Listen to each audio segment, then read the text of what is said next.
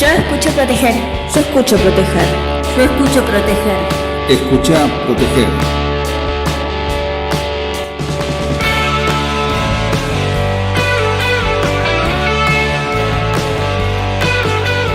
Yo escucho proteger. Yo escucho proteger. Yo escucho proteger. Escucha proteger.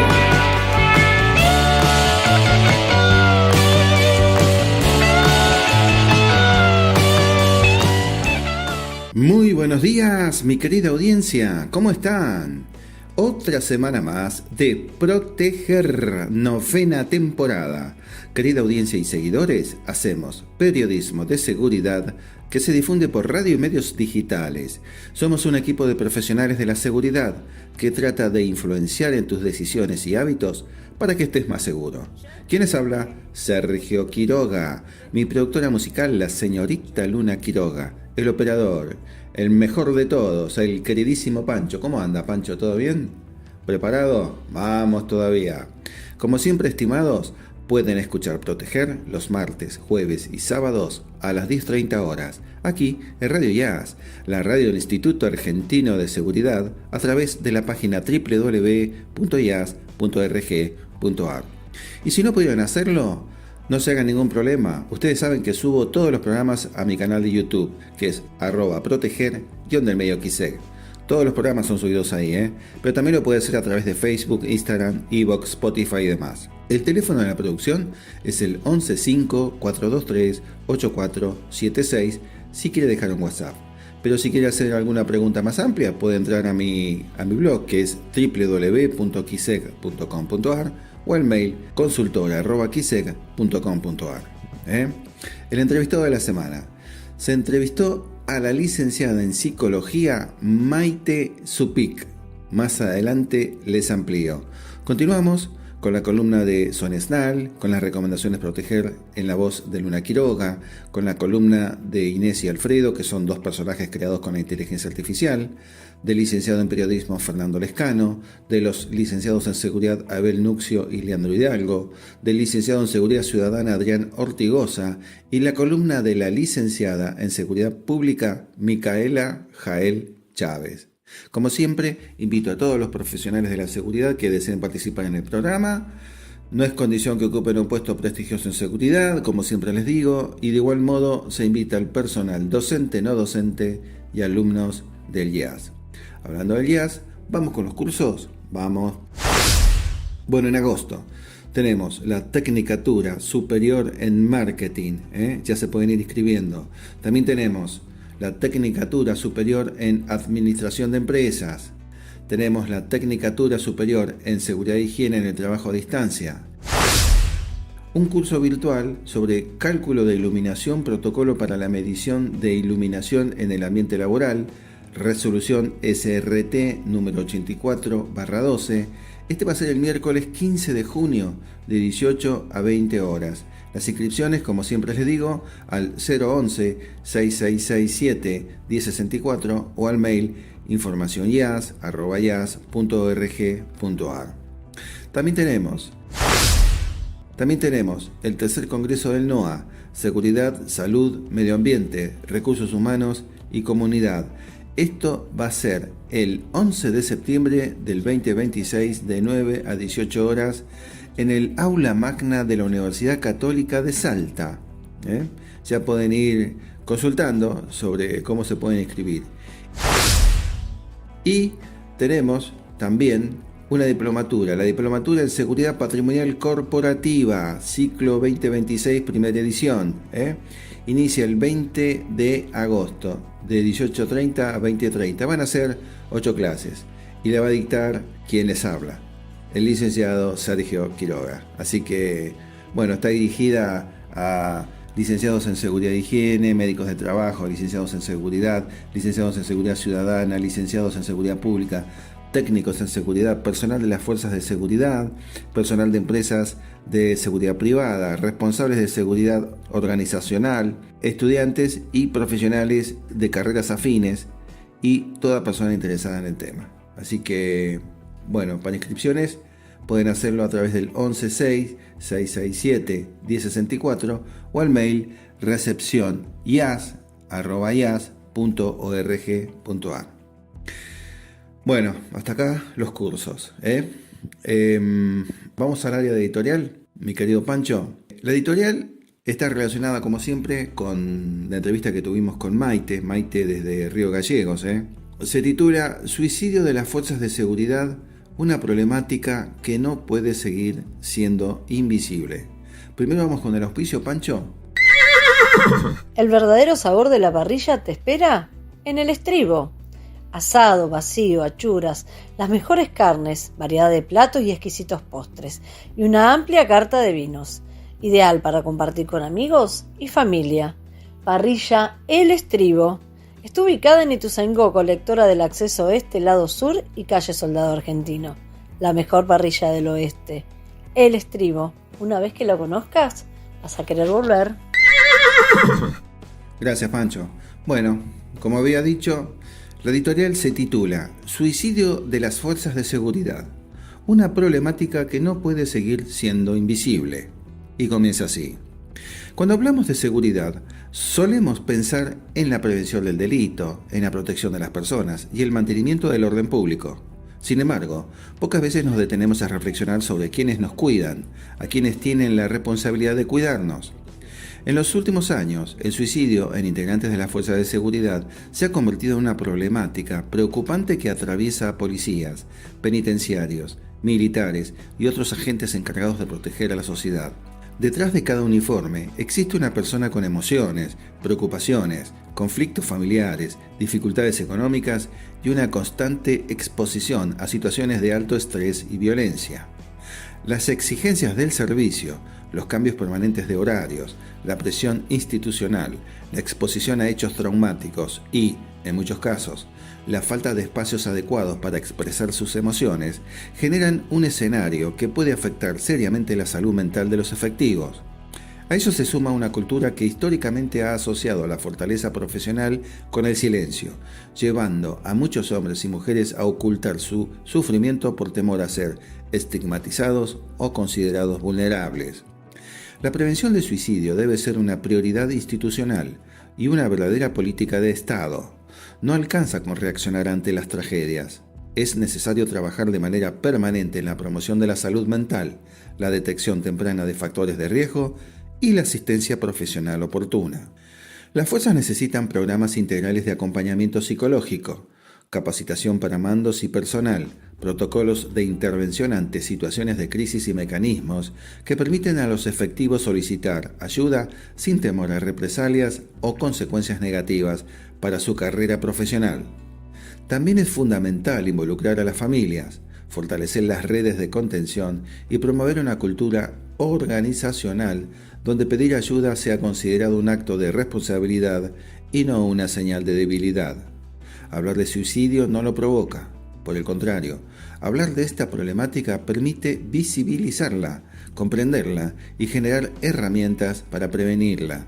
Cada vida que se pierde representa una tragedia para una familia, para una institución y para toda la sociedad.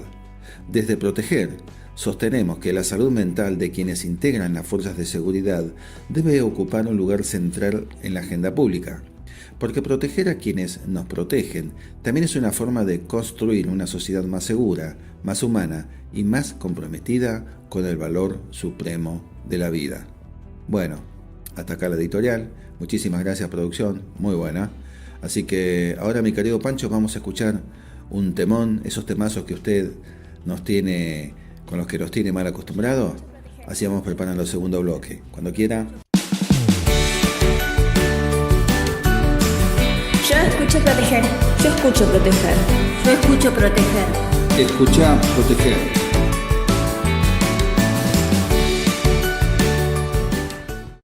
Gracias, Pancho.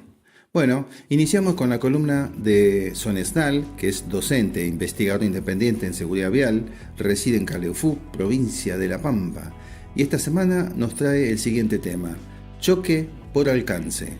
Pegadito a ella vienen las recomendaciones Proteger, en la voz de Luna Quiroga, quien continúa con su ciclo sobre procedimientos de actuación por sospecha o detección de armas en el ámbito educativo. Cuando quiera, Pancho. Oyentes de Proteger, Sergio, ¿cómo están? Qué placer saludarlos. y compartir junto a ustedes una nueva semana. Tema a abordar hoy, choque por alcance. El choque por alcance es uno de los tipos de siniestros viales más frecuentes en calles y rutas.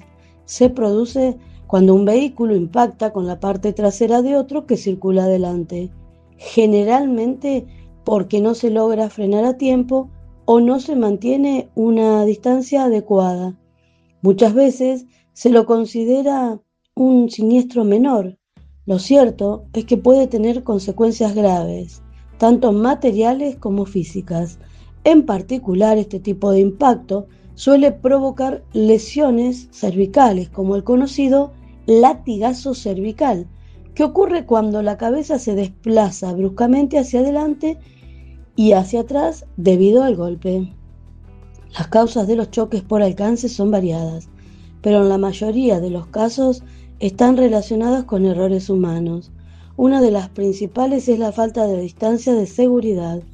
Muchos conductores circulan demasiado cerca del vehículo de adelante, lo que reduce significativamente el tiempo de reacción ante una frenada repentina. Otro factor sumamente importante y a tener en cuenta es la distracción. El uso del celular al volante, manipular la radio, conversar de forma intensa o incluso pensamientos que derivan la atención pueden hacer que el conductor no perciba a tiempo que el vehículo de adelante está frenando o que disminuye la velocidad. La velocidad también juega un papel clave. Cuanto mayor es la velocidad, mayor es la distancia necesaria para detener el vehículo. Esto significa que incluso si el conductor reacciona, puede no ser suficiente para evitar el impacto si circula a una velocidad inadecuada para las condiciones del tránsito. Las condiciones extremas también influyen. La lluvia, la niebla, el pavimento resbaladizo aumentan las distancias de frenado y reducen la visibilidad. En estos casos es fundamental extremar las precauciones, disminuir la velocidad, aumentando las distancias con el vehículo que circula adelante. Además, el estado del automóvil es determinante. Frenos en mal estado, neumáticos desgastados o una mala alineación pueden dificultar la capacidad de respuesta ante una situación de emergencia. Para prevenir los choques por alcance, existen medidas simples, aunque muy efectivas. La principal es mantener siempre una distancia prudente. Una referencia útil es la regla de los 2 segundos. Elegir un punto fijo en la vía y asegurarse de que pasen al menos 2 segundos desde que el vehículo de adelante lo atraviesa hasta que lo hace el propio. En condiciones adversas, este tiempo debe ser aún mayor. También es fundamental mantener la atención plena en la conducción, evitar el uso del celular y cualquier otra cosa que pueda provocar distracción. Así se permite reaccionar con mayor rapidez ante cambios en el tránsito. Anticiparse es otro factor importante. Observar no solo al vehículo inmediato, sino también lo que ocurre más adelante, permite prever frenadas o situaciones de riesgo. Una conducción preventiva reduce considerablemente probabilidades de impacto. Es también importante respetar límites de velocidad y adaptar la conducción a las condiciones del entorno. No es lo mismo conducir en una autopista despejada que hacerlo en una zona urbana con mucho tránsito. En conclusión, el choque por alcance es un siniestro común, pero en gran medida evitable. Depende en gran parte de la responsabilidad y la atención de cada uno de los conductores. Mantener la distancia, evitar distracciones, conducir de forma preventiva son acciones simples que pueden marcar la diferencia. En el tránsito, cada decisión cuenta y muchas veces unos pocos segundos pueden evitar un impacto. Antes de despedirme, dejo aquí mis redes sociales. Instagram, Sonia Eduvial. En Facebook me pueden encontrar como Sonia Esnal. Les mando un fuerte abrazo y me despido. Hasta la próxima.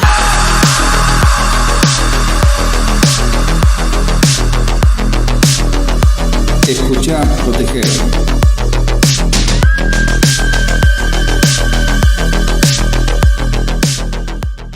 Procedimiento de actuación por sospecha o detección de armas en el ámbito educativo. ¿Qué se debe tener en cuenta según el tipo de arma ante la detección o sospecha fundada de presencia de un arma en el ámbito educativo? Es fundamental tener en cuenta ciertas pautas específicas según el tipo de arma involucrada, a fin de garantizar una intervención cuidadosa, segura y adecuada al marco normativo vigente. Armas de fuego. Se recomienda tener en cuenta las siguientes pautas. Considerar toda arma de fuego como si estuviera cargada. Intentar, de manera tranquila y sin confrontación, que la persona involucrada dirija el arma hacia una superficie segura, por ejemplo, un mueble preferentemente de madera, el piso o una mochila con libros, de modo de evitar su caída y que apunte hacia otras personas. Sugerir que retire el dedo del gatillo. Armas blancas o armas impropias. La sola presencia de un objeto considerado arma blanca y impropia no habilita automáticamente la aplicación del procedimiento aquí previsto.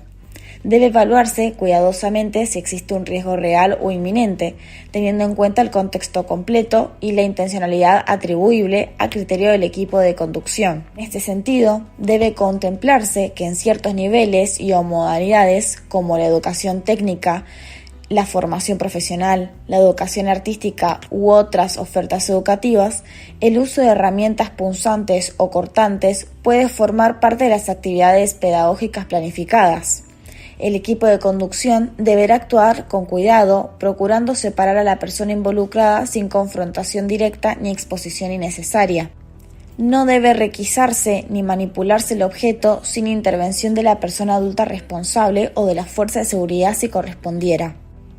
Posteriormente se realizarán las acciones y comunicaciones que correspondan, se analizará la situación al detalle y se trabajará en consecuencia para prever este tipo de situaciones. Soy Luna Quiroga, gracias estimados oyentes.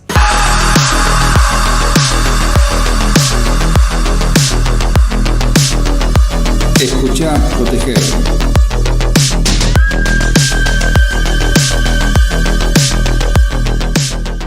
Gracias Sonia y gracias Luna.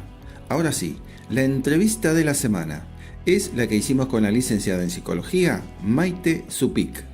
Con ella hablamos sobre las capacitaciones que efectuó online sobre la ansiedad, que suele afectar al personal del servicio de penitenciaría, sobre la capacitación que dio sobre la prevención de suicidios, cuáles son algunos de los factores que afectan a los integrantes de la fuerza de seguridad para que terminen con ese desenlace, sobre la violencia de género a raíz del hecho que damnificara de femicidio a Agostina Vega y algunos temas más. Auspicia segulupa.com. Vamos con el auspicio, mi querido Pancho, y ya iniciamos la entrevista. La entrevista está auspiciada por segulupa.com. ¿Interesado en la seguridad? En Segulupa te ofrecemos artículos escritos por profesionales graduados universitarios en seguridad. Participa, aprende y compartí en www.segulupa.com. Segulupa, investigación y divulgación en materia de seguridad. Bueno, Maite, muchísimas gracias por tu participación en este programa. Bienvenida.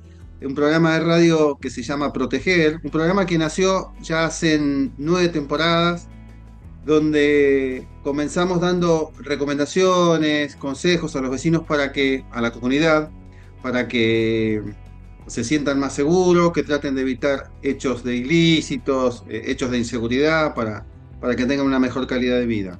Y después comenzamos a entrevistar a destacados profesionales y profesionales también que, si bien no son de seguridad, tienen una estrecha relación con la seguridad. Como es tu caso, sos licenciada en Psicología y trabajás en una fuerza de seguridad, como es el Servicio de Penitenciario de Río Gallegos, y también estás en el Ejército. Así que, bueno, vamos a hablar sobre las capacitaciones que estás dando, que has dado últimamente. Hoy recién terminás una capacitación sobre prevención para el suicidio, para evitar el suicidio, así que estás muy atareada últimamente y bueno, así todo con los compromisos que tenés, has aceptado estar acá unos minutos conmigo. Así que bueno, bienvenida Maite, te paso el micrófono, presentate, hacete conocer con la audiencia y comenzamos hablando sobre las capacitaciones, qué objetivo tienen, qué finalidad, el motivo y demás. ¿Cómo estás? Bien, en principio, bueno, muchas gracias Sergio por invitarme, por la escucha también. Ahora estoy del otro lado, me están escuchando a mí, así que, bueno, a ver, te comento. Yo en el servicio penitenciario trabajo hace 2 años. Hace 2 años yo empecé a hacer unas entrevistas con el objetivo de eh, crear un perfil penitenciario, ¿sí? De Sí, ver cuáles son las características del personal penitenciario y así, a partir del perfil penitenciario, determinar y discriminar eh, perfiles de acuerdo al área, ¿sí? ok, De esas entrevistas hay una de las preguntas finales que hago que es en relación al bienestar laboral del personal penitenciario y creo que no hay ninguna de las entrevistas o a ninguna respuesta que no hable no del deseo, sino de la necesidad de que se aborden temáticas de salud mental, ¿sí? Para el personal penitenciario, ok, ¿sí? Entonces, sí, a partir de ahí surge la propuesta. A mí se me hace la pregunta esta, ok, nosotros estamos trabajando con los internos, pero ¿quién cuida al personal que trabaja con los internos? sí, Y a partir de esta pregunta que me hago, empecé a plantear la idea de empezar a trabajar con el personal. Al principio mi idea fue muy criticada. La salud mental en las fuerzas es muy criticada, es algo tabú que lamentablemente cuesta mucho hablar, como así sí. también de otras cuestiones. Es, gen- es gen- Entonces, es general en todas las fuerzas de seguridad. sí, sí, sí, sí, Sí, sí. Entonces es una temática que en principio presentó muchísimas resistencias. claro. E incluso hasta de colegas que ya estaban trabajando dentro de la institución, es como, bueno, Maite, vos estás proponiendo algo que es imposible. eh, y bueno, en este caso tengo que reconocer a mi jefe, lo puedo nombrar, sí. Sí, Bueno, a sí, Ramos, eh, Alcaide Ramos, que fue el quien, a pesar de todas las resistencias y todos los comentarios negativos que tenía de compañeros, colegas, entre otras, él me impulsó y me dijo, bueno, a ver tu proyecto, presentalo, sí, prueba y error. Y bueno, en principio lo presenté, la verdad que desde el ministerio me lo reconocieron. sí. Eh, y bueno, los primeros encuentros, la verdad que hubieron varias personas, muchos quedaron sorprendidos porque eh, que de repente se empieza a hablar de salud mental para el personal de la fuerza es algo que muy pocas veces pasa y bueno, eh, a partir de ahí empezamos los talleres. Bueno que hayas justo encontrado a alguien que haya priorizado, ¿no? El bienestar del Ujú. personal por sobre todo ese tabú. Me imagino que la verdad que felicitaciones, ¿no? Por ser una persona abierta y pensar que detrás de un uniforme hay una persona con familia, ¿no? Exacto. Que no somos, a veces, yo estuve en una fuerza de seguridad y a veces somos un número dentro de la institución, desgraciadamente lo tengo que decir. Y qué bueno que tuviste esa suerte de haber encontrado una persona que lo ve al integrante del servicio penitenciario como persona, ¿no? Como padre, como padre de familia, como hermano, como un ser mortal que camina por la tierra. A veces mismo nosotros nos pensamos inmortales, ¿viste? Pero bueno, somos mortales y sufrimos como todas las personas, ¿no?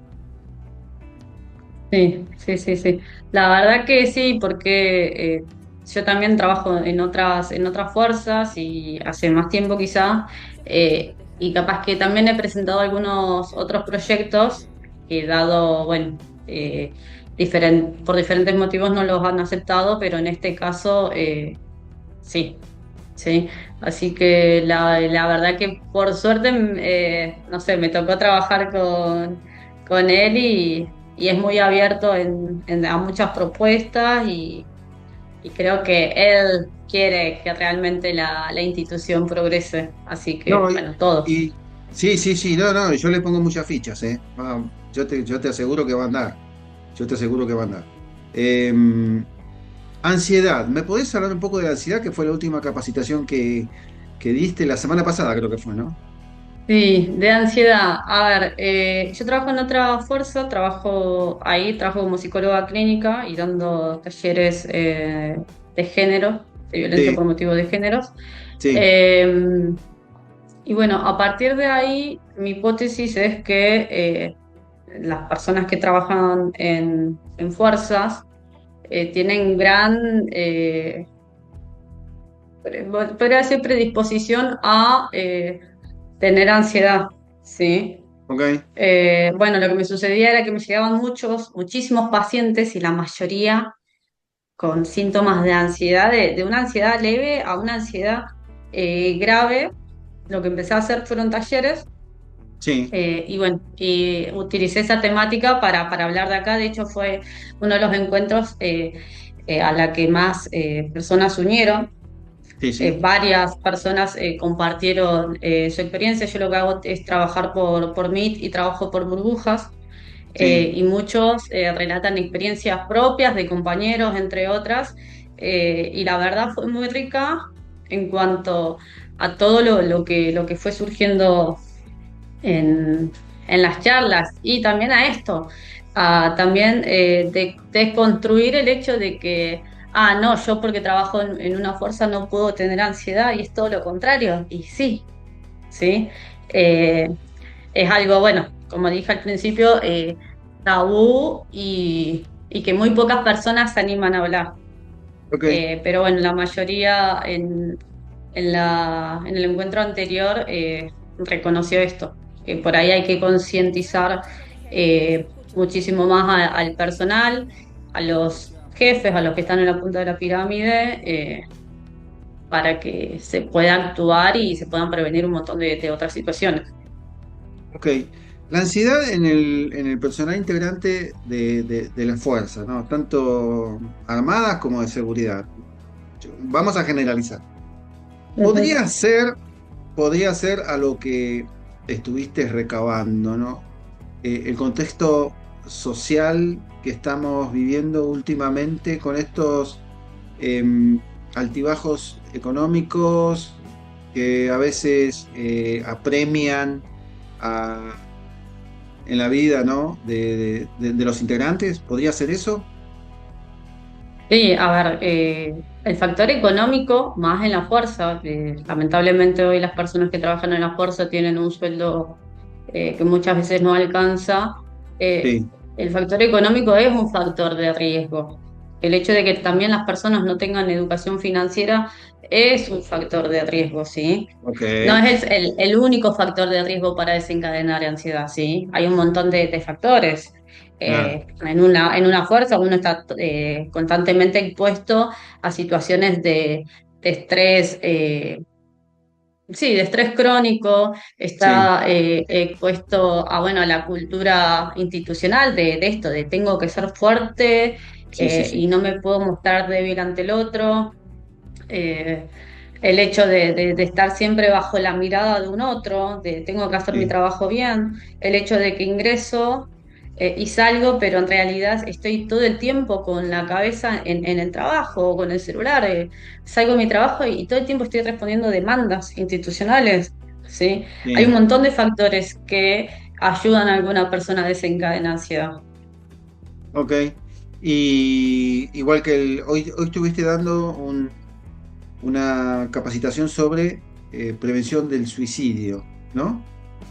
Sí, sí, Vos sí. sabés que en, en Ciudad de Buenos Aires y en provincia y en la policía de la provincia de Buenos Aires, eh, nosotros, el grupo de colegas, voy a decir la comunidad de colegas en seguridad, vemos en forma preocupante cómo no se puede, cómo va ¿Cómo no se puede detener este hecho, ¿no? Que victimiza, viste, muchos integrantes de la fuerza?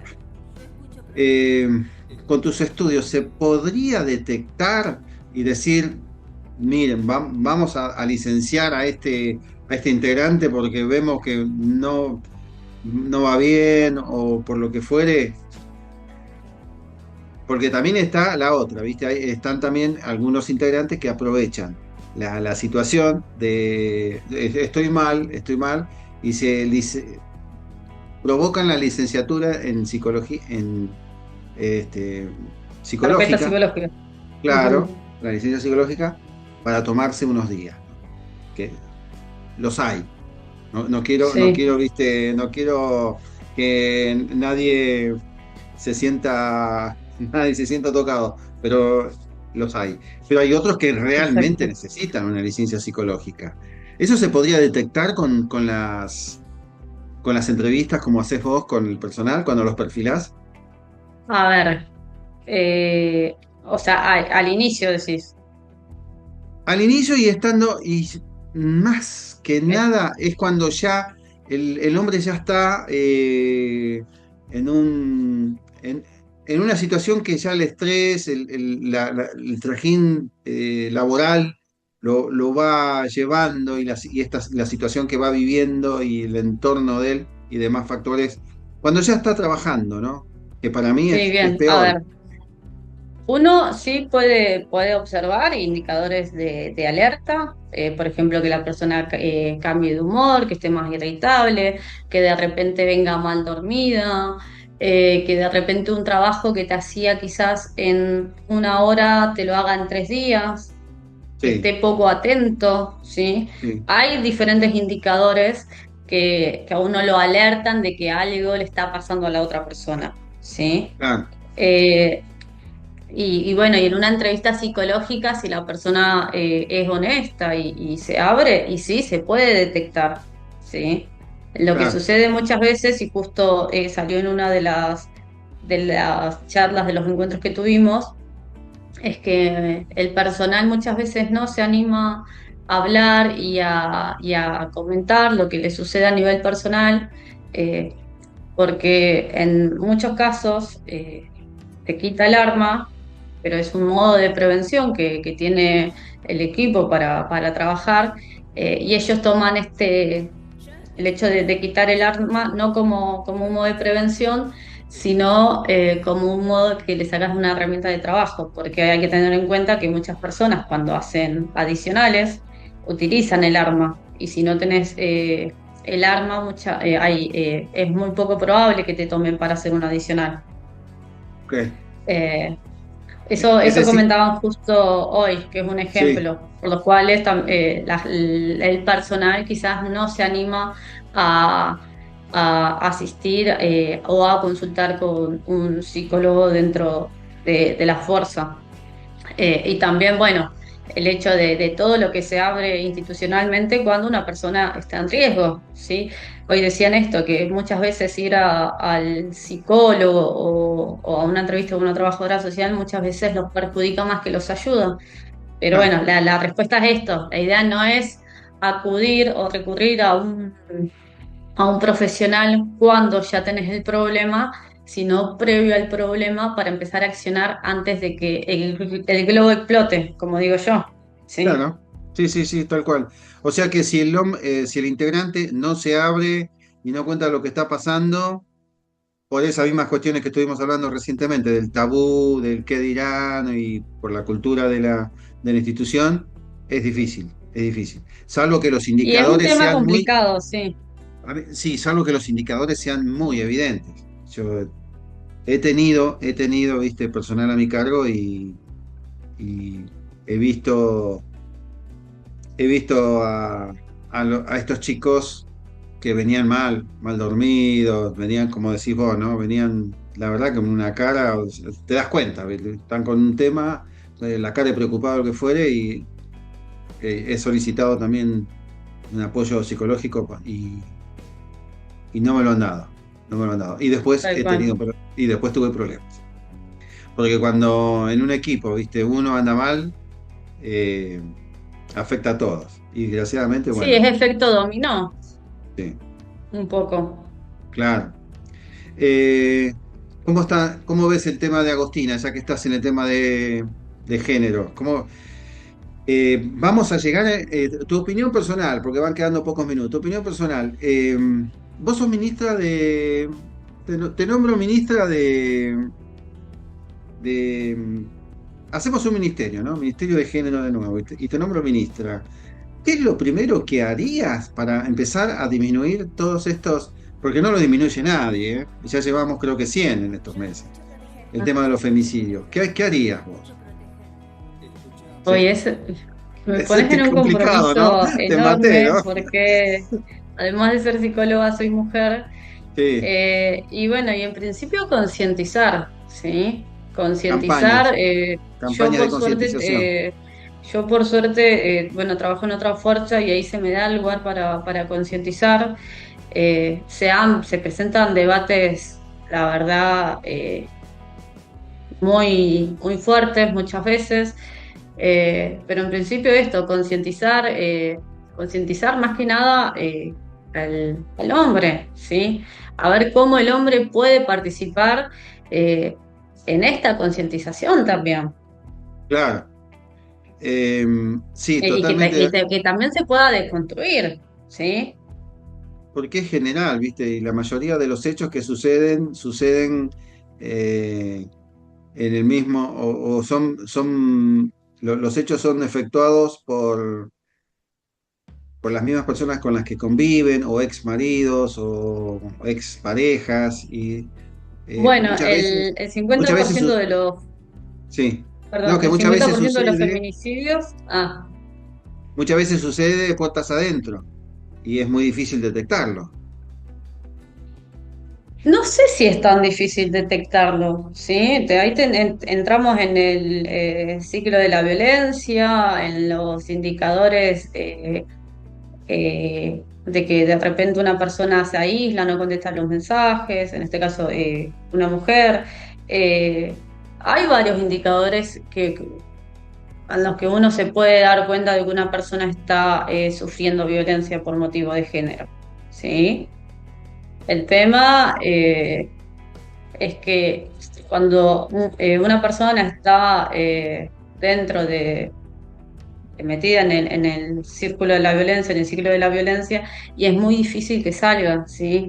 Yo me acuerdo que hace 2, 3 años atrás daba talleres con mujeres que eran Sí, víctimas de violencia por motivo de género, sí, eh, y la mayoría decía que sí, que podían venir un montón de personas a decirle, estás en situación de violencia, tenés que salir, y hasta que ellas no hicieron el clic propio por su cuenta propia, lamentablemente no salieron, ¿sí? claro, es decir, Pero se necesita mucho apoyo de amigas, de familia, ¿sí? Y sostén. La mayoría salieron porque vieron a sus hijos en situaciones comprometedoras, eh, se cansaron de estar expuestas a esas situaciones, ¿sí? Pero lamentablemente eh, sucede que, eh, tienen que hacer un clic. Pero bueno, en definitiva hay que concientizar hay que a la concientizar sociedad. a las mujeres y motivarlas Más que a a las que mujeres, a cuenten. los hombres, porque como por ejemplo el otro Sí, día di una charla de género y me preguntaban por qué la ley de violencia por motivo de género no incluía a los varones. Y le empecé a nombrar todos los hitos históricos que ocurrieron en sí, relación a las mujeres, de que se tuvieron que inventar diferentes leyes y se tuvo que modificar diferentes artículos del Código Penal, se tuvieron que hacer un montón de convenios internacionales para proteger a la mujer. Y después de hacerle toda la historicidad, muchos entendieron por qué no se incluyen a los hombres en la ley de violencia por motivo de género. Pero bueno, es concientizar y bueno, y los varones también empezar a Claro, reflexionar y ser autocríticos con uno mismo, ¿sí? sí, Yo la otra vez en el otro lugar donde trabajo di una charla teniendo en cuenta el chiste, porque hicieron muchos chistes machistas en un encuentro que hice. sí. Y eh, algo que ocurría mucho es que yo tomé diferentes chistes, tanto que tocaban al hombre como que tocaban a la mujer, y en los chistes machistas todos se reían, incluso mujeres, ¿sí? Pero en los otros chistes en los que se tocaba al hombre, los hombres, era muy gracioso cómo actuaban los hombres, que empezaban a tener una actitud defensiva, empezaban a justificar, y cuando Claro, yo marco algo de esto, empezaron como, sí, qué loco, claro. es cierto que esto está pasando. Y bueno, y lo bueno es que dar una charla así después generó mucho impacto, porque en el otro lugar donde trabajo es como, ¿qué pasó que tuvo tanta repercusión eh, esta modalidad de dar un taller, por ejemplo?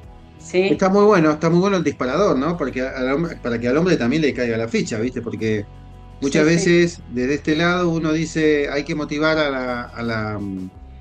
la chica para que cuente lo que le está pasando para que podamos ayudarla.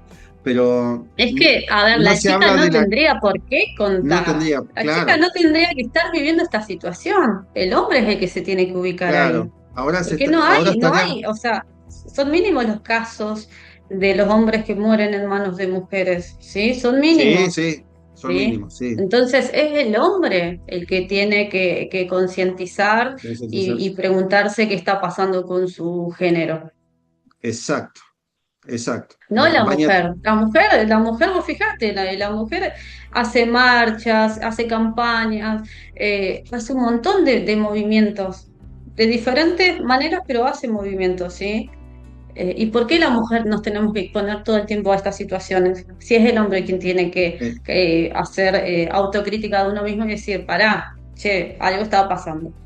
claro, no, con respecto a tenés razón, con respecto a sobre la concientización, para el varón, no hay. Yo con todas las ONG con las que he leído es sobre la concientización sobre la mujer para que cuente. Pero claro, es como decís vos, no hay concientización sobre el varón, no hay. Nunca leí, no lo escuché. Es la primera vez que lo estoy escuchando O y sea, está espectacular. sí, pero ahí yo creo que ahí el hombre tendría, o sea, tendría que salir de su lugar de correrse de su lugar de privilegio y empezar a decir, no sé, por ejemplo, esto de los chistes machistas. Sí, Es, por ahí hay muchas personas que le parezca insignificativo hacer un chiste machista, pero ya no reírse y hace un cambio, ¿sí? Ya, por ejemplo, no compartir una foto que le pasaron a tu compañero de alguna persona, de alguna chica comprometedora y ya estás haciendo la diferencia, ¿sí? claro. Eh, Hay un montón de cosas que puede hacer el hombre, pero que lamentablemente no hace. Y lamentablemente a veces por el simple hecho de pertenecer. Claro. Bueno, Maite, hemos llegado al final de la entrevista. Estuviste genial. Espero que te hayas sentido cómoda. Sí, no me esperaba lo de género, no me ¿Por lo qué? esperaba, pero bueno. No, está bien. No sé, pero bueno, ¿Por ojalá que no, no qué sé. no qué? Muy comprometedora esa parte, porque siento que Sí, tendría que haber sí. dado otro mensaje, pero No te preocupes que acá todas las lecturas son respetadas, toda la forma de pensar, todo es respetado. Así que, y sí, para que te quedes tranquila, eh, concuerdo en un 100% con lo que dijiste. Estoy totalmente de acuerdo, mm, así que en eso quédate súper tranquila. Bueno, alguno obviamente no estará de acuerdo, es su problema, ¿viste? Acá yo estoy totalmente de acuerdo con lo con lo que vos has dicho. Es más, tengo artículos subidos sobre violencia de género, así que he escrito sobre el tema. hace mucho tiempo que lo vengo siguiendo, cada tanto voy haciendo un programa sobre violencia de género para concientizar, o sea, soy una parte que se preocupa sobre el tema y siempre, viste, trato de que, desde mi pequeñísimo, minúsculo granito de arena, tratar de concientizar a la audiencia sobre que esto, viste, se termine ya de una vez por todas, viste. Así que bueno, Maite. Y ojalá se termine. Ojalá, esperemos. Bueno, Maite, cuando sea presidente te llevo de ministra, acordate. Me joden en mi trabajo, me joden igual, pero... Bueno, muchísimas gracias, Maite. Un saludo a la distancia y bueno, esperemos que no sea la última vez que charlemos y intercambiemos, ¿sabes? Bueno, muchísimas gracias. Muchísimas gracias también por tu tiempo y por también divulgar información. Sí, bueno. Chaucito, hasta luego. Dale.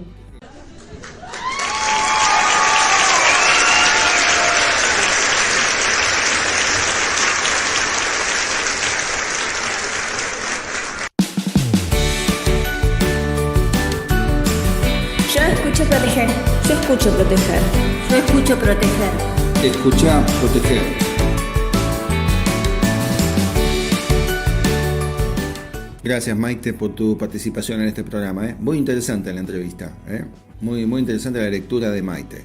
Bueno, ahora viene la columna de Inés y Alfredo, que son dos personajes creados con la inteligencia artificial, y esta semana van a exponer sobre el siguiente tema. Un jefe policial está preparado para conducir la fuerza. Un profesional de la seguridad está formado para administrar el sistema en su conjunto. Es el análisis de un artículo publicado por el licenciado en Seguridad Ciudadana, Alfredo Lugo.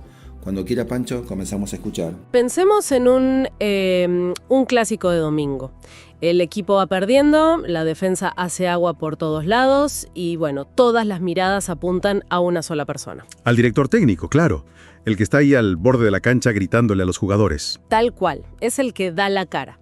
Pero a ver, analicemos un poco esto. Ese técnico no compró a los jugadores, o sea, no armó el presupuesto del club, ni diseñó el trabajo de las inferiores. Él solo gestiona el partido. Exacto. Y hoy nos basamos en un texto de Alfredo Lugo, que es licenciado en Seguridad Ciudadana.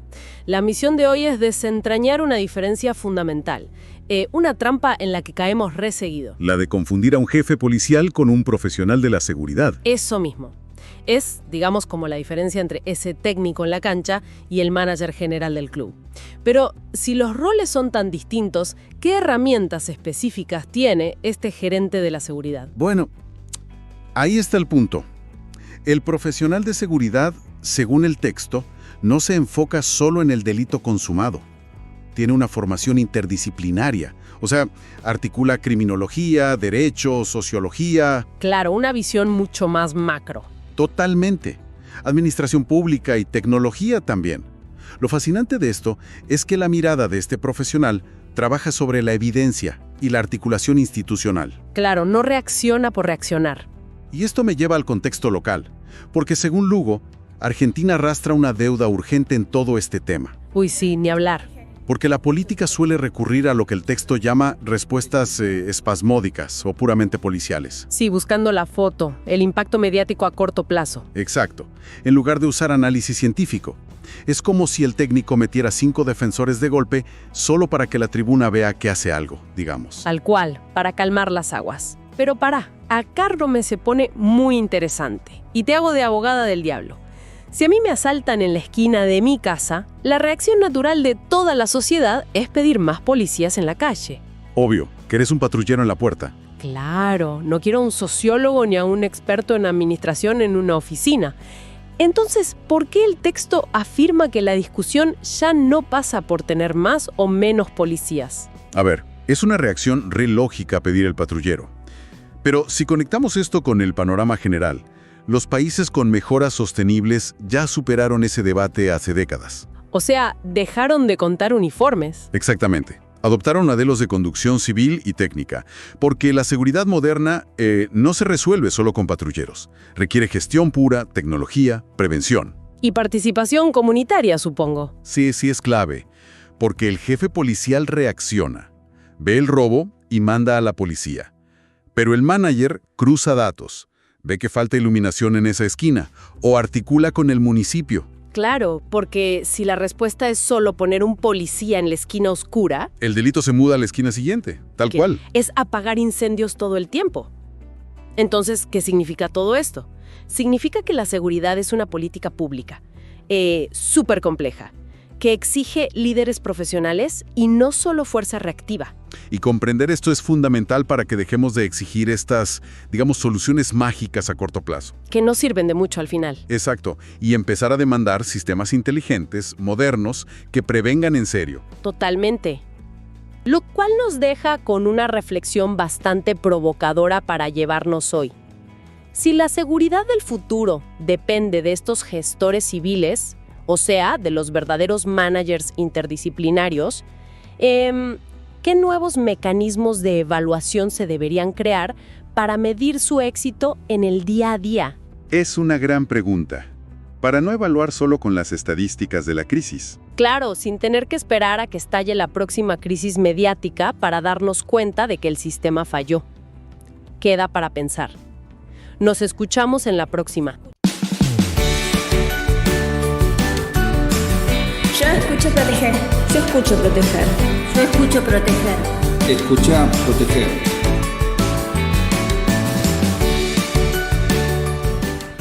Gracias, Pancho. Bueno, ahora viene la columna del licenciado en periodismo Fernando Lescano. Fernando Lescano además es técnico en seguridad e higiene, especializado en la industria automotriz, quien en la fecha va a tratar el siguiente tema: la inteligencia artificial dentro de la higiene y seguridad laboral. Cuando quiera, Pancho, comenzamos a escucharlo. Hola, ¿qué tal, amigos de Proteger? Como siempre les habla Fernando Lescano, su servidor, técnico en seguridad e higiene, especializado en la industria automotriz. Hoy vamos a tocar el tema de la inteligencia artificial dentro de la higiene y seguridad.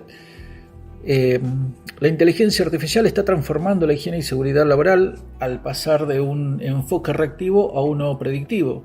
Permite automatizar inspecciones, predecir accidentes antes de que ocurran, optimizar la redacción de informes y monitorear riesgos ambientales en tiempo real. ¿Cuáles son las principales aplicaciones en la prevención de riesgos? Bueno, tenemos el análisis predictivo, por ejemplo, que utiliza datos históricos para identificar patrones y anticipar situaciones de riesgos antes de que se produzcan accidentes. Luego tenemos monitoreo inteligente, visión artificial, emplea cámaras y sensores para detectar automáticamente condiciones inseguras en tiempo real, como la falta de equipos de protección personal, los EPP, o el acceso a zonas restringidas. Dentro de la ergonomía y fatiga, evalúa posturas corporales de los trabajadores o analiza métricas de salud, como el sueño y la fatiga, por ejemplo, mediante dispositivos portátiles, para prevenir lesiones. La gestión documental y normativa, agiliza la planificación, la redacción de informes técnicos y el diseño de capacitaciones para el personal. Para seguir argumentando nuestra clase de hoy, vamos a hablar sobre las ventajas operativas de las IA dentro de la seguridad de higiene. ¿Cuáles son las ventajas operativas? Las respuestas más rápidas, por ejemplo. Esa es una de las ventajas que tenemos. Cuanto más rápido tenemos un dato, un informe para actuar y prevenir, bienvenido sea. Las alertas tempranas permiten a los equipos de higiene y seguridad actuar de manera inmediata. Optimización del tiempo. El tiempo es letal en nuestra profesión.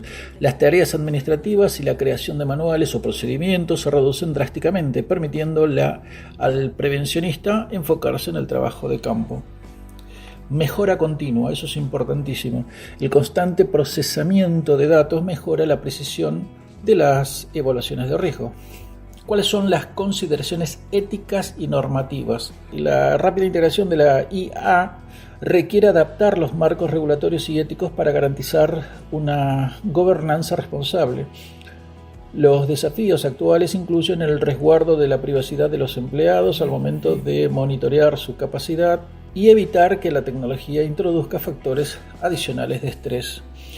Para una mirada sobre los retos y oportunidades de la inteligencia artificial aplicada a la seguridad laboral, podríamos tener algunas opciones, como por ejemplo el manejo de los drones. En el caso de trabajar en una obra de construcción, por ejemplo, podemos hacer in situ a través de cámaras y los drones sobrevolando las obras para tratar de intervenir en el caso de que algún obrero no tenga puesto los arnés, protecciones auditivas, en caso de que no tenga puesto protecciones oculares, los cascos, etc. Esto es una herramienta importantísima para poder desenvolvernos dentro de nuestra profesión. Bueno, queridos amigos, esto ha sido todo por hoy. Nos vemos la semana que viene. Un abrazo a todos. Espero que les haya sido útil la clase de hoy. Fernando Lescano, como siempre, técnico en seguridad e higiene, especializado en la industria automotriz. Nos vemos la próxima. Gracias. Yo escucho proteger. Yo escucho proteger. Yo escucho proteger. Escucha proteger.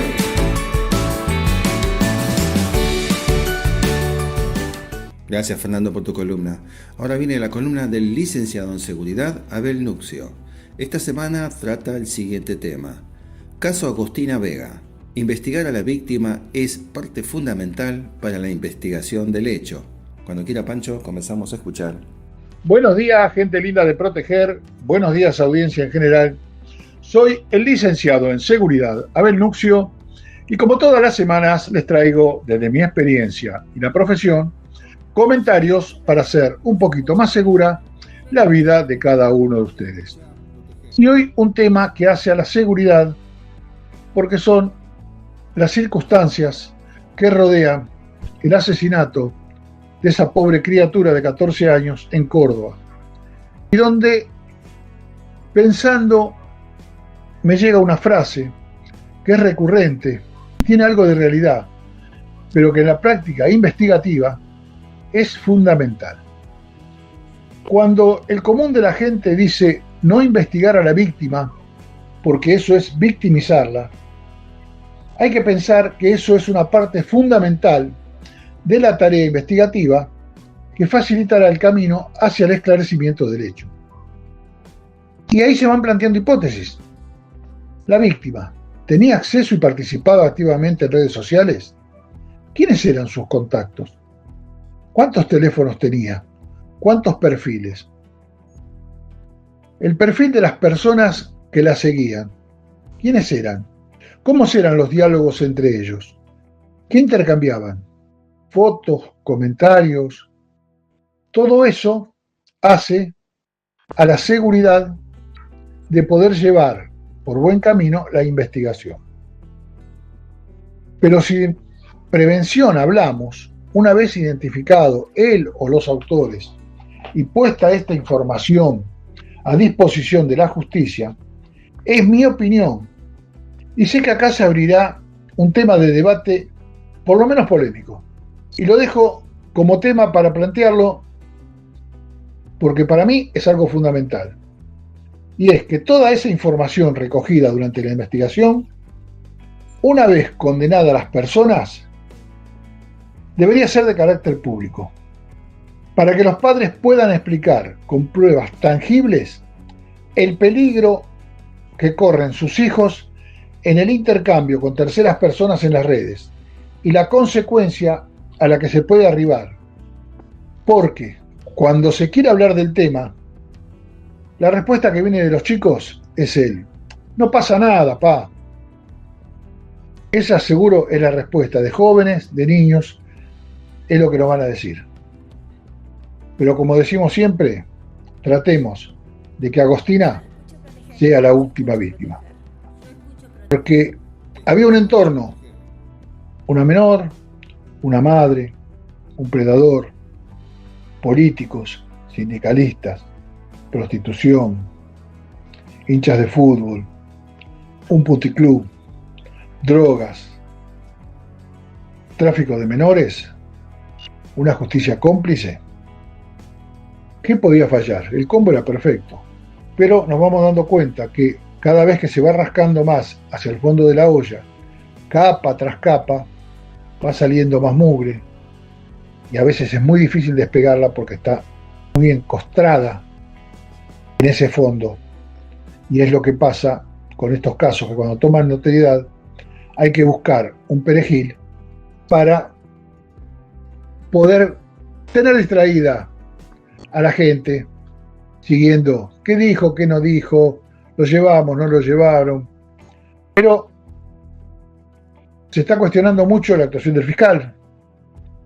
Muchos hablan de inoperancia, picardía, quizás una práctica habitual, porque es imposible, viendo el trato dado a la escena del crimen donde fuese víctima Agostina, no compararlo con el lugar de muerte del fiscal Nisman. Recordamos que la manada de elefantes pisoteando el lugar fue considerado un ardid para borrar pruebas y contaminar el lugar.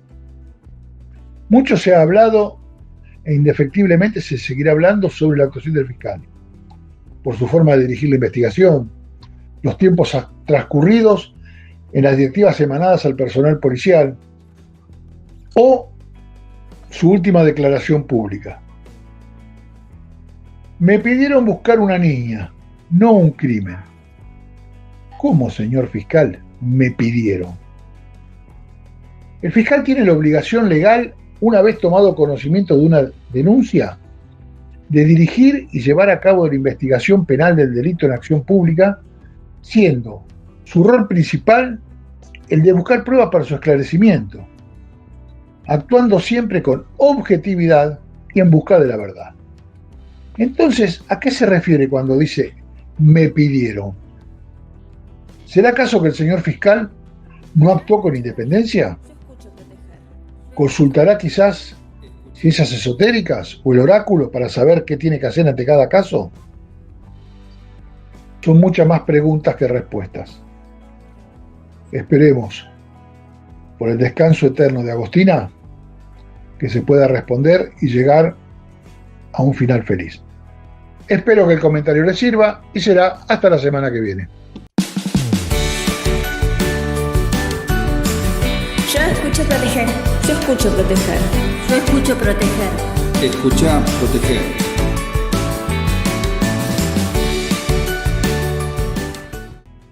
Gracias, Abel, por tu columna. Ahora viene la columna del licenciado en Seguridad, Leandro Hidalgo, con su segmento Seguridad y Tecnología. Esta semana trata el siguiente tema, el concepto de gemelo digital. Cuando quiera, Pancho. Bienvenidos al segmento Tecnología y Seguridad para el programa Proteger. En el día de hoy vamos a estar charlando sobre el concepto de gemelo digital.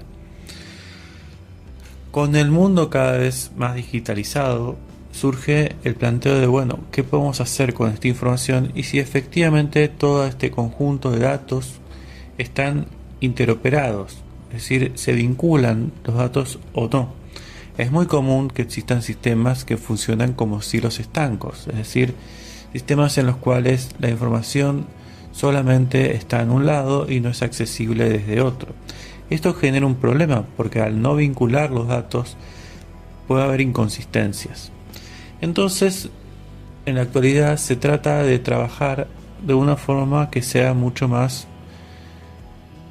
cooperativa entre los distintos sistemas. En este sentido se utilizan los que se denominan web service o servicios web, la utilización de APIs o formas en las cuales se intercambian datos entre distintos sistemas para poder justamente romper estos hilos estancos y poder trabajar orientado a procesos. El trabajo orientado a procesos versus el trabajo orientado a funciones nos plantea en que los procesos van a ir pasando por distintas áreas y más allá de que cada área pueda tener uno o varios sistemas, se tiene que enfocar en el proceso en su conjunto. Esto significa que si una persona tiene que hacer un trámite, no tiene el más mínimo sentido que para solamente hacer ese trámite tenga que llenar 5 formularios con los mismos datos. Si tiene que llenar 5 formularios con los mismos datos, es que estamos en un lugar donde hay una orientación a funciones. En cambio, si hay una orientación a procesos, la persona llena los datos en el primer lugar donde los tiene que llenar y luego esos datos van pasando y se van replicando y cada área va a estar cargando sobre esos datos iniciales la información pertinente. Algo similar nos va a suceder en lo que es seguridad física. Nosotros podemos tener distintos sistemas que no están interactuando entre sí. Por ejemplo, un sistema de alarma, por ejemplo, un sistema de videovigilancia o un sistema de control de acceso. Estos sistemas tienen sus propias bases y en ocasiones no interactúan entre sí. Entonces, acá es donde nosotros podemos hacer algo que nos integre todo esto y también sumarle el concepto de gemelo digital. Un gemelo digital es en esencia una representación digital de un entorno real, ¿no? Es una réplica exacta de un objeto, procesos, sistemas o otros enfoques orientados a que la contraparte física esté justamente replicada por esto que nosotros estamos viendo. Y esto, en primer lugar, lo vamos a hacer con sensores, pero lo importante es entender que vamos a estar trabajando con lo que son sistemas en tiempo real. Es decir, que la información va a estar inmediatamente replicada en nuestro gemelo digital. Al mismo tiempo vamos a poder aplicar ciertas tecnologías como aprendizaje automático u otras de inteligencia artificial. ¿Y cuál es la utilidad del gemelo digital? Bueno, en primer lugar que vamos a poder simular escenarios, ¿no? Entonces esos escenarios a nosotros nos va a poder dar resultados. Porque nosotros vamos a tener todo un flujo de información que se va a estar generando y ese flujo de información a nosotros nos va a servir. Por ejemplo, pensemos en un negocio comercial. Un negocio comercial va a tener personas que van a estar ingresando y saliendo del negocio. Va a tener un sistema de facturación. Va a tener, si es un lugar que se utiliza una red Wi-Fi y es accesible al público, el acceso a la red Wi-Fi. Todos estos datos que parecen aislados nos pueden dar elementos de interés, por ejemplo, para determinar cuáles son los flujos y cuáles son los momentos en los cuales hay más personas en el lugar. Claro está, siempre protegiendo los datos personales, no exponiendo ningún dato sensible ni algo que pueda identificar a la persona en sí misma, sino simplemente tener datos estadísticos. ¿Y por qué esto es importante? Porque cuando nosotros tenemos que tomar decisiones, por ejemplo, si queremos reforzar el lugar para poner más gente que trabaje en el lugar, tenemos que determinar en cuál es el mejor horario. Entonces ahí vamos a tener que tener algún tipo de correlación con toda esta fuente de información. También podemos determinar cuáles son los horarios en los cuales hay más personas, pero menos facturación, o otros cruces de datos que nosotros podamos realizar. Entonces, nos va a ser de utilidad para poder simular escenarios, también para tener algún tipo de mantenimiento preventivo, porque veamos un ejemplo, si nosotros detectamos que normalmente hay un flujo de personas X y por alguna razón vemos que ese flujo cae, nos puede generar automáticamente una alerta. Y puede pasar porque, supongamos, hay un elemento visual que no está funcionando o hay algo que nos está generando una afectación. También puede estar orientado a optimizar los diseños, ¿no? Es ayudar a rediseñar los productos, planificar las infraestructuras, etcétera. En esencia, la idea del gemelo digital es poder tener una réplica en un entorno virtual para poder trabajar sobre la misma, y se va a nutrir de un conjunto de datos que vamos a estar generando de forma simultánea. En lo ideal vamos a tener un mapa 3D en el cual vamos a poder tener toda esta réplica y vamos a poder visualizar en momento real lo que está sucediendo. Tiene una fuerte orientación a lo que es la fusión de distintas tecnologías. Para eso vamos a tener que poder trabajar con distintos fabricantes o conocer lo que son los SDK, las APIs o la forma de poder extraer información de los distintos fabricantes, y vamos a poder optimizar distintos procesos. En síntesis, un gemelo digital nos puede ayudar a mejorar nuestro trabajo, agregando lo que es más allá de la digitalización, sino entendiendo que podemos de forma remota y en cualquier lugar entender qué es lo que está pasando en el lugar que nosotros tenemos que proteger. Esto fue el segmento Tecnología y Seguridad para el programa Proteger.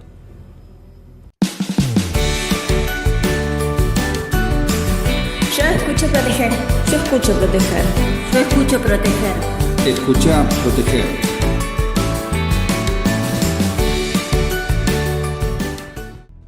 Gracias, Leandro, por tu columna. Ahora viene la columna del licenciado en Seguridad Ciudadana, Adrián Ortigosa. Esta semana va a tratar el siguiente tema: el impacto del femicidio de Agostina en la comunidad.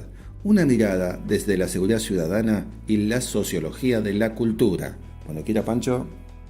Buenos días para toda la audiencia del programa Proteger. Soy Adrián Ortigosa y en el día de hoy quiero compartir con ustedes, como profesional de la seguridad ciudadana y de la sociología de la cultura y el análisis cultural, el impacto del femicidio de Agostina en la provincia de Córdoba. Cuando analizamos el femicidio de Agostina, debemos evitar verlo únicamente como un hecho policial o judicial. Desde la perspectiva de la seguridad ciudadana, se trata de un acontecimiento que afecta profundamente la confianza social, la percepción de seguridad y la legitimidad de las instituciones encargadas de proteger a la población. Desde la óptica sociológica, podemos analizarlo como un hecho criminal que genera una conmoción colectiva porque lesionan valores fundamentales compartidos por la sociedad. El femicidio produce indignación porque ataca principios básicos como la vida, la dignidad humana y la convivencia pacífica. La comunidad no solo lamenta una muerte, percibe que se ha quebrado un pacto social. También es posible analizarlo como determinadas prácticas culturales, relaciones de poder y formas de violencia simbólica que pueden contribuir a normalizar conductas que terminan desembocando en hechos extremos. La violencia no surge de manera espontánea, se construye socialmente en contextos específicos. En materia de seguridad ciudadana, resulta relevante pensar que la seguridad no debe limitarse a la reducción del delito, sino que implica garantizar condiciones de convivencia, confianza institucional y protección efectiva de los derechos de las personas. Cuando ocurre un femicidio, la sensación de inseguridad se multiplica porque la ciudadanía percibe que los mecanismos de prevención han fallado. También podemos plantear que las sociedades necesitan reconstruir relaciones de confianza después de hechos traumáticos. Y este femicidio no es la excepción. La respuesta institucional no puede limitarse a la sanción penal.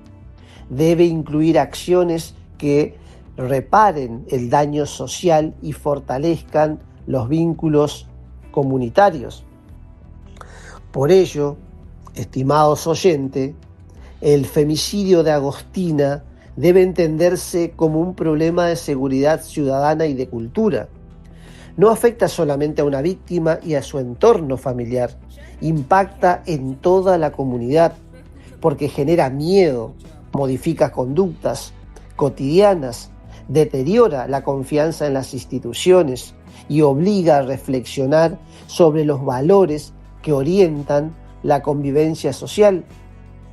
La principal enseñanza es que la seguridad no comienza cuando ocurre el crimen, sino mucho antes, en la capacidad de las instituciones para escuchar señales de alerta, en la fortaleza de los lazos comunitarios y en la construcción de una cultura que rechace toda forma de violencia.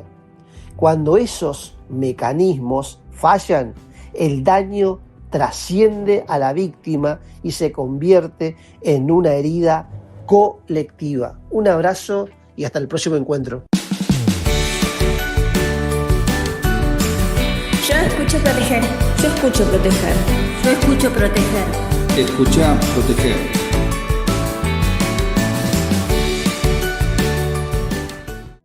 Gracias, Adrián, por tu columna. Bueno, ahora le toca el turno a la licenciada en Seguridad Pública, Micaela Jael Chávez, con su segmento Historias de la Vida Digital. Y esta semana trata el siguiente tema, el grooming. Cuando quiera, Pancho, comenzamos a escucharla. Muy buenos días para toda la comunidad. Hoy vamos a hablar de un tema muy importante y que muchas veces genera miedo o confusión. El grooming. ¿Qué es el grooming? Bueno, el grooming es un delito que ocurre cuando un adulto utiliza internet o redes sociales para acercarse a un niño, niña o adolescente. Todo esto con fines de abuso o manipulación. Pero algo importante para entender es que no suele empezar de manera violenta. Muchas veces comienza con una conversación aparentemente inocente. En un juego online, por redes sociales, en un chat o incluso en aplicaciones que los padres creen seguras. Las personas pueden hacerse pasar por otro menor, generar confianza, escuchar problemas personales, hacer regalos virtuales o intentar convertirse en alguien importante para el chico o la chica. Y lentamente empieza la manipulación. Por eso el grooming no tiene que ver solamente con tecnología, también tiene que ver con lo emocional. Los niños y adolescentes que se sienten solos, buscan atención, necesitan pertenecer o tienen poca comunicación con adultos, muchas veces son los más vulnerables a este tipo de situaciones. Y acá aparece algo fundamental, la prevención. Muchos padres creen que proteger es solamente prohibir el celular, pero la herramienta más importante sigue siendo el diálogo. Preguntar de vez en cuando con quién hablan, qué juegos usan o qué harían si alguien les pide fotos o quiere hablar en privado. También es importante enseñarle a los chicos que no todos dicen la verdad en internet, que no deben compartir datos personales o sensibles y que si algo les incomoda, nunca deben sentirse culpables por pedir ayuda. En Argentina, además, el grooming es un delito incorporado por la Ley 26.904 y aunque la tecnología cambia constantemente, hay algo que sigue siendo clave. Los chicos necesitan adultos presentes, adultos que acompañen, escuchen y generen confianza antes de que aparezca el problema. Porque prevenir no empieza cuando ocurre el daño. Prevenir empieza mucho antes, en las conversaciones cotidianas. Muchísimas gracias por el espacio. Yo escucho proteger. Yo escucho proteger. Yo escucho proteger. Escucha proteger.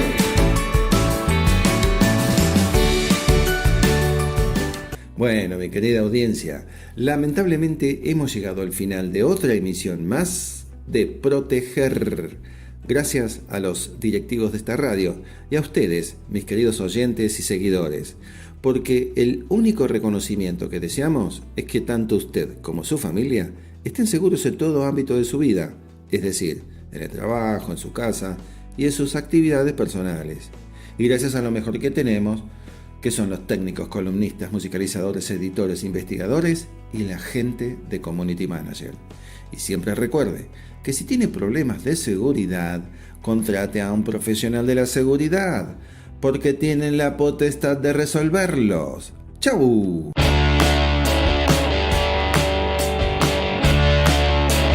Yo escucho proteger. Yo escucho proteger. Yo escucho proteger. Escucha proteger.